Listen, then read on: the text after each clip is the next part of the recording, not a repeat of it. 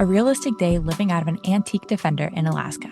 We start the day with some pancakes at 5 a.m. because we're both working on Eastern time, which is 4 hours ahead of us right now. And yeah, it's August, so the sun looks like that pretty much at all hours. It's pretty darn cold though because apparently winter is coming already, so we're getting a fire going and are all bundled up in our warmest gear. We're actually staying at a campground instead of out in the wilderness of the Yukon this week because we're waiting on some parts for the Defender, which had to be shipped from the UK. Kyle seems to be having a harder time waking up than most, so it's time to brew a nice cup of coffee. And that really hits the spot with a side of some local tobacco. Next up is a hearty second breakfast, yogurt with some frozen chocolate, frozen because it was so cold last night, and some bran and granola mixed in. And then we settle in around a cozy fire to work through our Starlink. Must be nice to be a pet. And we're actually so grateful to be 4 hours behind. Even though we were up so early, now our workday wraps up around noon, just as the sun is really starting to warm things up. So we shed some layers and let the fire die down. I even take the wool liner out of our rooftop tent because of the heat. To celebrate the end of a successful workday, we take a shot of some Alaskan whiskey, and honestly, I don't recommend this one. But now we can move on to the fun part of the day. Even though we live outside, that doesn't mean we can't have modern conveniences, so we walk over to a shop and grab some ice cream bars, and we post up in the shade for a matinee movie showing. Totoro and Achilles, and both of us, are needing some exercise,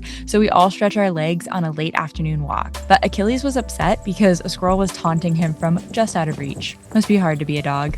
And while we're out and about, it's about time to clean our water containers, so we give those a quick soak and cleaning at the laundry facilities. We do this every 2 weeks. All of this exercise has got up our appetite, so we give Totoro his dinner, and before you judge, he gets embarrassingly expensive prescription wet food with some vitamins mixed in. Then we walk the mile to a local restaurant, the only restaurant in town, and order the largest portion of food we've ever seen in our lives. So Achilles will definitely be getting some yummy leftovers later. With our bellies full, we walk back to our little campsite, and like any good adventure, we wind down the evening with another cozy fire and some local brews.